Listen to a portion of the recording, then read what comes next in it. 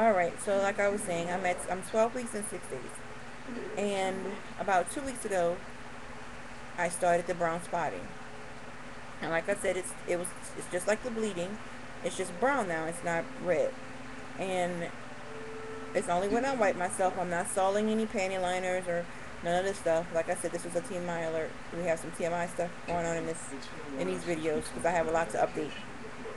Anyhow, um, it's so I have a yellowish discharge. And then, oh, let me back up just a minute. 2 weeks ago, went to my first 3 weeks ago. I went to my first OB appointment, and they told me that I had a yeast infection. So she told me to use some Monistat.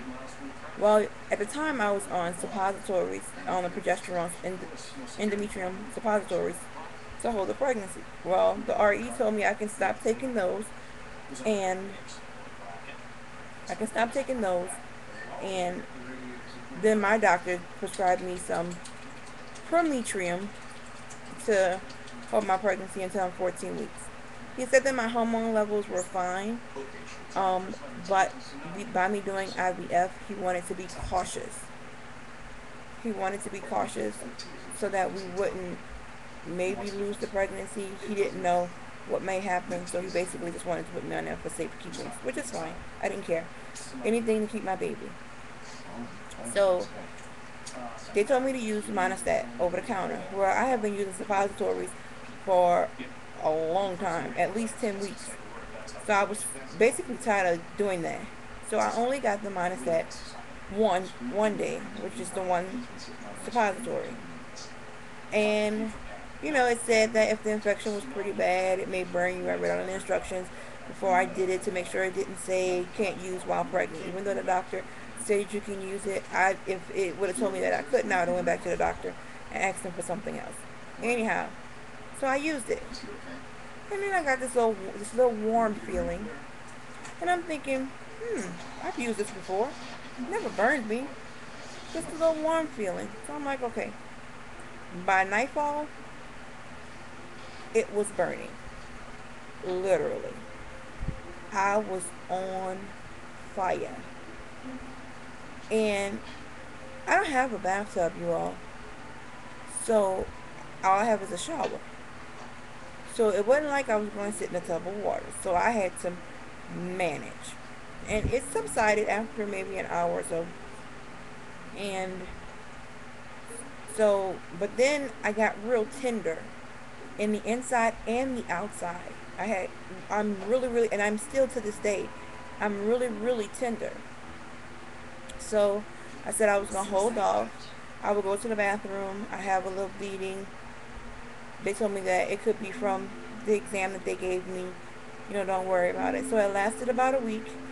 And I mean, when I said a week, it started off wiping myself and it was on the tissue, and then it went to a lightish white, a watery pink, and then there was nothing. So it actually just kind of trickled away, faded away. So I'm like, okay, this is not happening to me. And then when I went to pee, like I said, it burned me literally. I started to pass little black scabs. So that means it burned me to the point that when it started to heal, it made scabs. So I'm guessing that's where the tenderness came from. I don't know.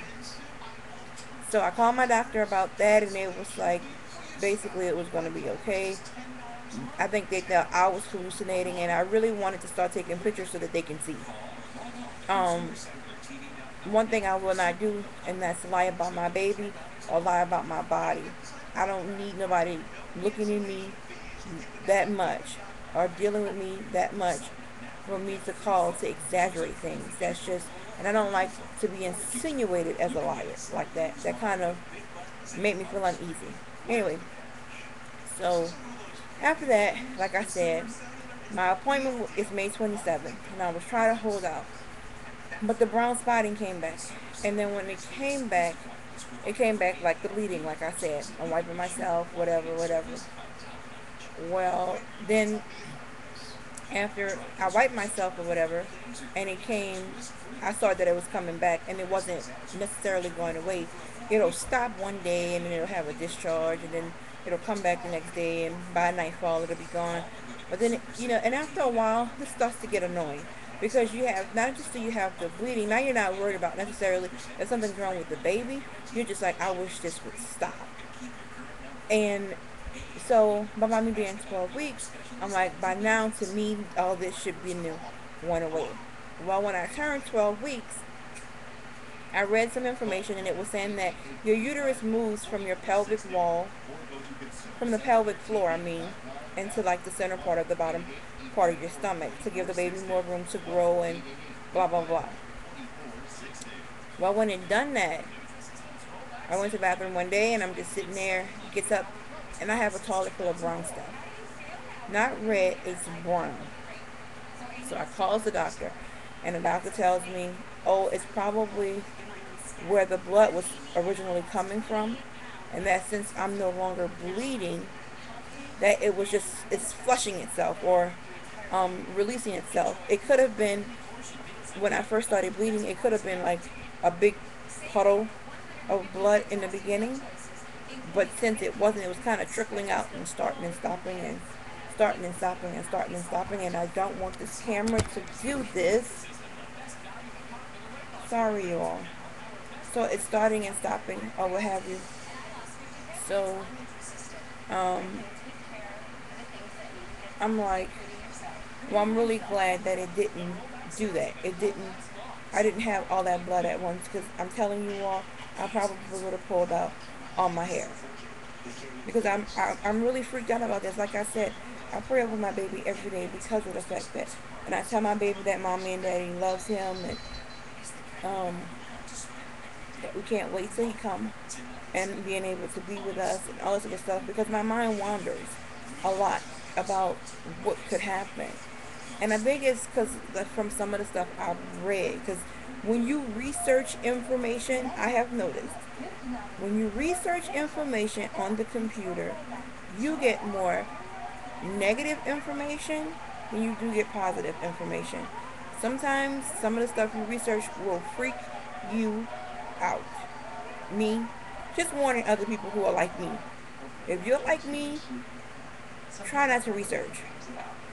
So it's like I said, I'm at that point. Anyway, good news is he's fine.